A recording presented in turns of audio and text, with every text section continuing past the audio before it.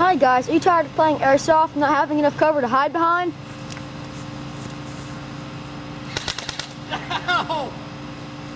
Gee, Billy, I wish I had a riot shield. I know, let's make one!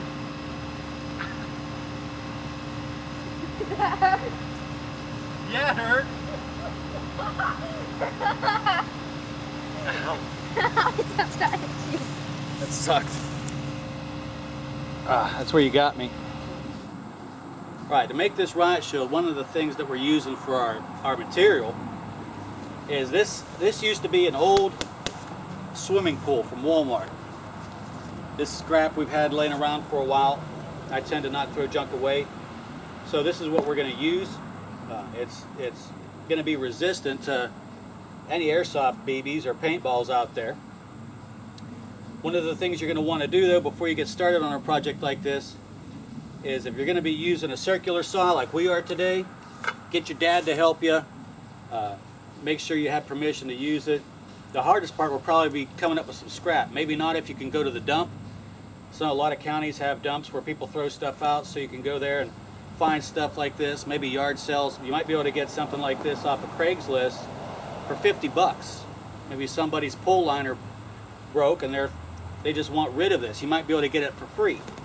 Anyhow, first thing you got to do is come up with a plan, dimensions. Our material is 42 inches high, and we're going to make a shield that's 42 inches high and approximately 24 inches wide. And we may change that as we start measuring. But that's where we're going to start. We're going to use a square to make a straight mark here on our material.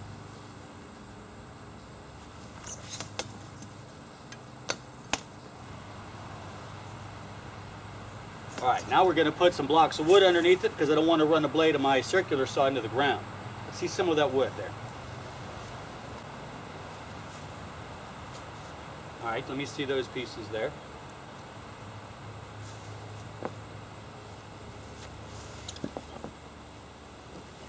Alright, that'll keep the saw blade up out of the dirt. You want to ruin your saw.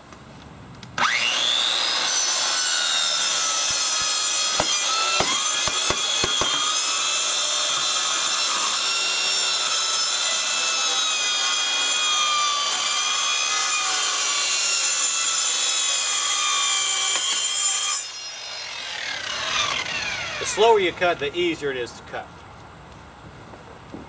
Alright, that's our first cut. We had to make that cut because our edge wasn't straight. Now,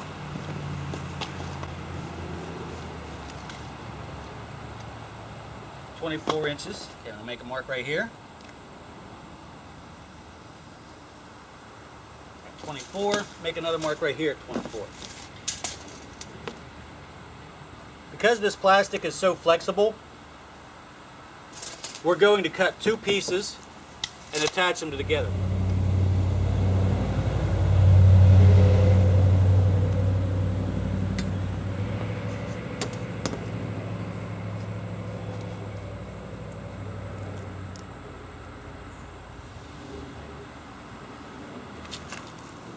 Okay, go ahead, give it a pull. Okay, right there.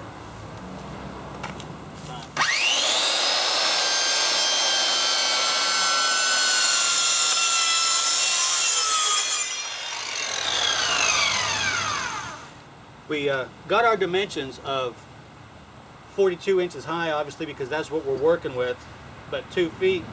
We went online to Google and we looked at the dimensions of riot shields, actually real riot shields that you could purchase.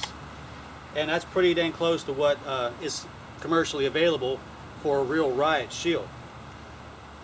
So that's where we got these dimensions from.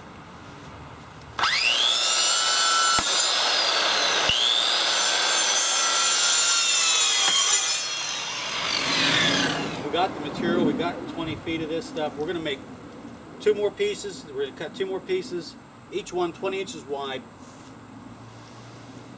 And that way, by the time we're done with this video, you'll see which one would work better. A riot shield 24 inches wide or a riot shield 20 inches wide.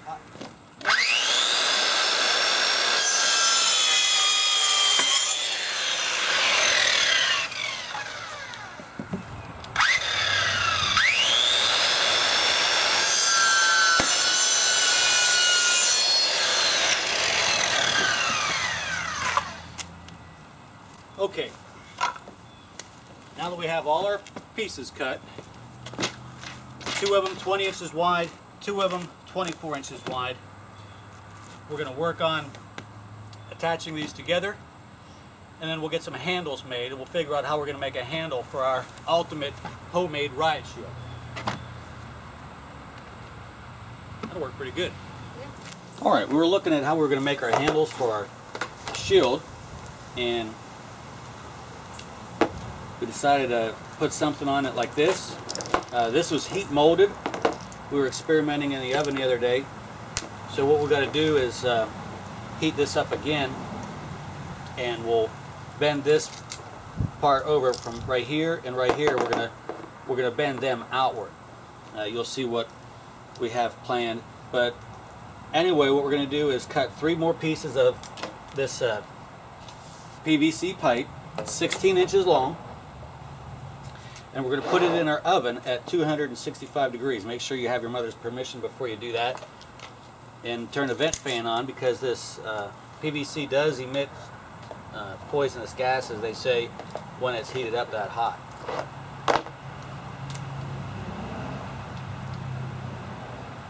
Go ahead and get these pieces marked, cut, and then we'll get them in the oven.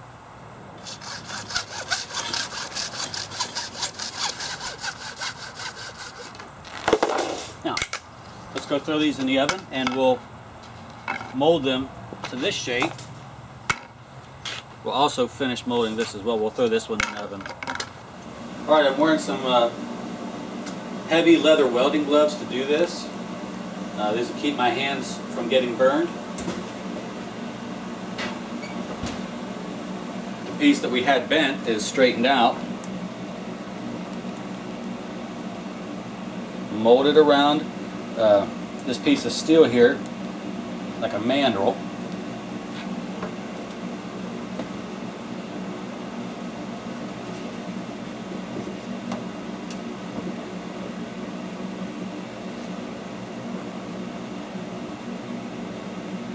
Alright, that'll keep it into the bent position while it cools. Didn't quite come out the way I wanted. Well, what we're going to do is heat this up with a torch a little bit later.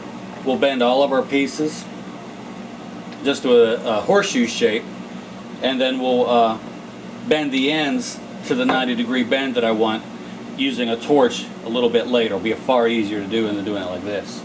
But using a mandrel, you can get a much nicer bend on your part. All right, we'll go ahead and I'll get the rest of the tubes for our shield handles, and I will bend them on here, and then we'll finish the ends outside using a torch. And I'm just trying to keep the ends even. I didn't mark these in any way as far as the length of the tubes. I just got the tube coming over there even. Alright, go ahead and turn that water on again, buddy. Let the water splash on there. It'll cool off. When you set your oven, set it for 265 degrees or so. No hotter than 270. And you'll be able to bend your PVC pipe, get nice bends in it.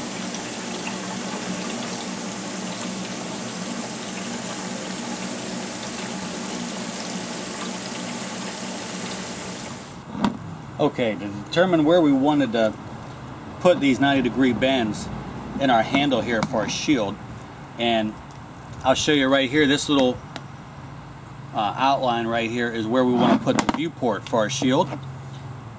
There's going to be the bottom, that's going to be the top, and we figure the handle would go about right here, and we want to make sure you can get your arm in there, even if it was in the wintertime and you had a heavy coat on.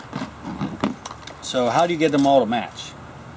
You take your handle and you position it on the shield on the side, and you'll be using a piece like this, right? Position it where you want it, and then go ahead and mark it with your marker. We've already done that with this one, with this handle, and to get these to match, we want the bend to be the same on each one. or approximately the same. We're going to mark it like that. And we're just going to put the same marks on all of them. Okay, for this part I'm going to be using a propane torch to heat up the chunk of PVC. I'm going to put my gloves on because the PVC is going to get hot. You got to be very careful with this because you want to heat it up, but you don't want to burn it. And it burns very easily, as you can see.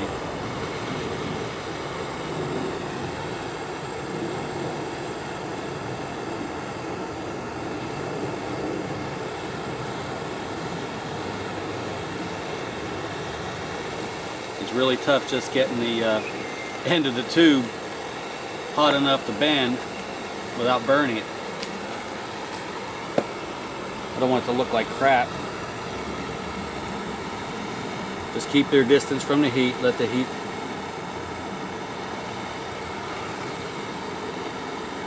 get up inside the tube. Alright, give me that piece of wood, bud. Alright, I'm going to see how well we can get this to bend right now.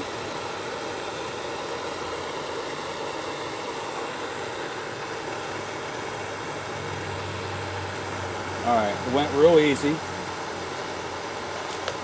Now I just got to hold it in place till it cools. And you don't want, if this starts to flame up like this, do not breathe that smoke. That smoke's poisonous. You definitely want to do this outside. Don't do it in your garage. Alright, let's go ahead and hit.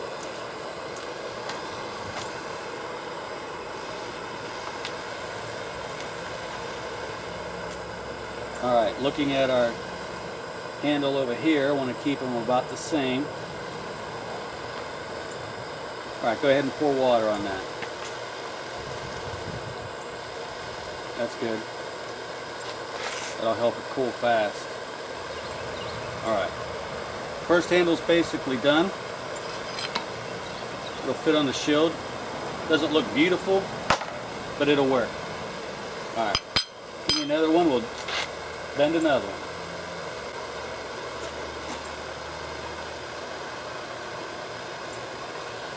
Alright, now we're going to clean the sharp edges up off of the sides of our shield. We'll do it to all 4 pieces. Get the edges smoothed up, and then we're going to bolt them together. Alright, pull the cloth off of that plastic crap. Then you can finish sanding it.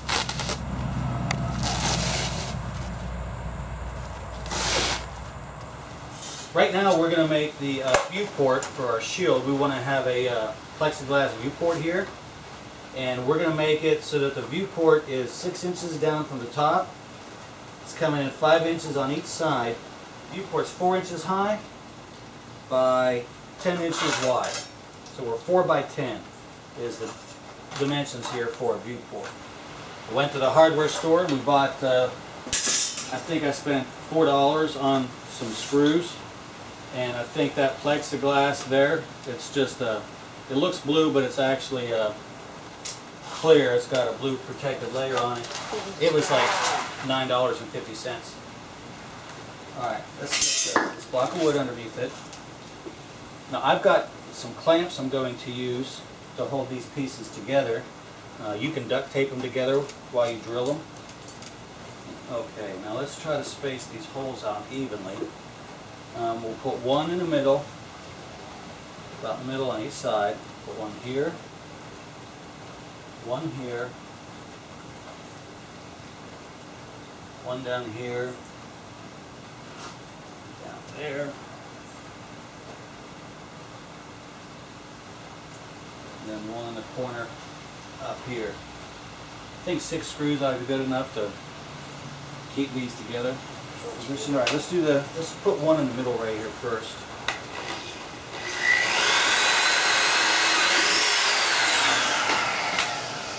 Okay, let's see a screw. I'm tightening this one screw down just to help keep this whole thing from moving around. It doesn't have to be real tight because it's just plastic.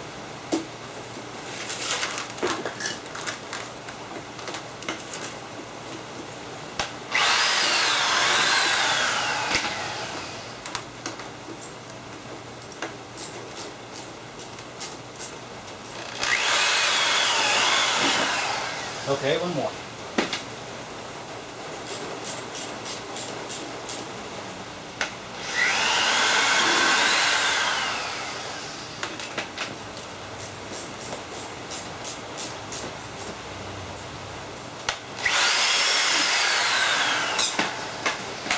Okay, get me another screw. You can hear the rain outside. This is why we're working in the garage today, trying to get this finished. It's a little wet out to be working on this today, outside. Well, if we have to, we'll put another screw in there. You know, I still can. We're going to have more fasteners in it right here for our plexiglass. Okay, give me another screw.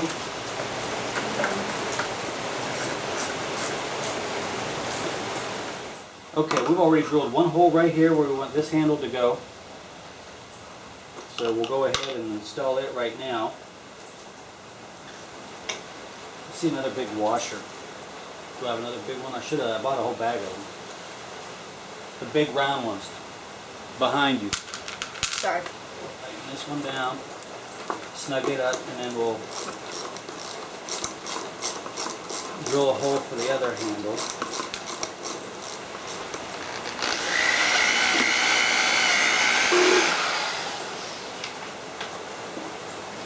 Okay, I'm going to need another washer.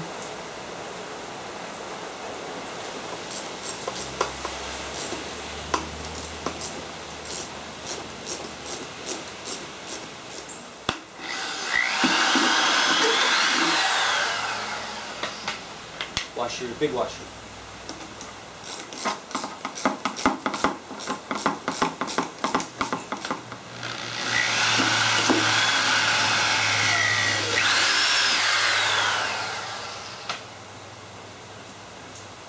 See, 2 more washers. Since you're just giving them to me one at a time, give me 2. Who need 2? I need 2.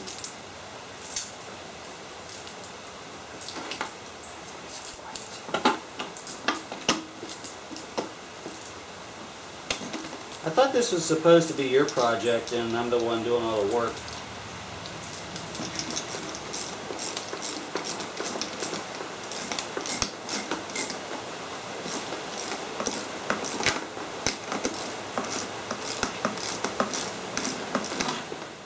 Because what you want to do is make sure that when you lay your plexiglass over top of your viewport hole, you want about 1 inch of material all the way around the viewport. Okay, you want about that much material. So you can come inside here about 1/2 inch when you place your holes, and it'll be well within the amount of material you have left for your viewport.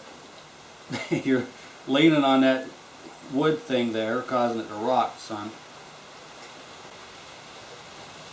Alright, put a hole here, put a hole here, a hole here, hole there, one on the side. This isn't real high-tech work here I'm laying out.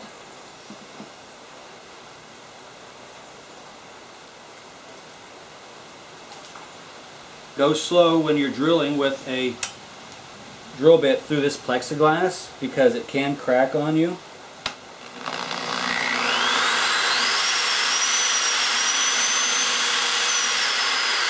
Turn the drill bit fast, but push through the plexiglass slowly. Kind of like saran wrap, but different.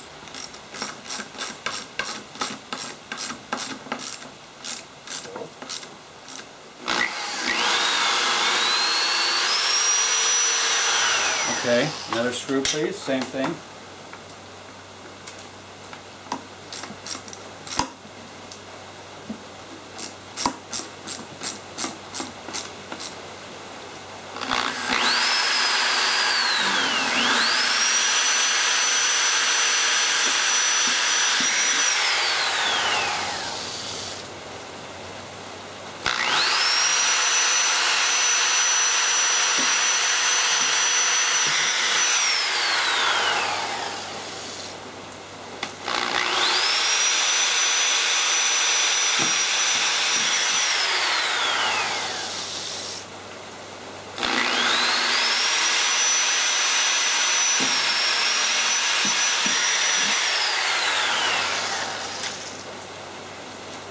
I think that's good enough. We've got 6 holes in this thing. Now let's work on cutting out our viewport. As soon as we get the viewport cut out, we'll go ahead and wipe down the plastic with some cleaner. I'm going to use some acetone. You definitely want to take and use a cleaner before you paint it. If your parents won't let you have acetone, a good hot soapy water will work. Just wash any dirt off and don't touch it till it dries. Let it sit out in the sun and dry, and then spray it with your paint. And because these holes are not perfect and uniform, I'm going to put an arrow here so that I know which way is up. And that way, when we permanently install that thing, we know how it goes.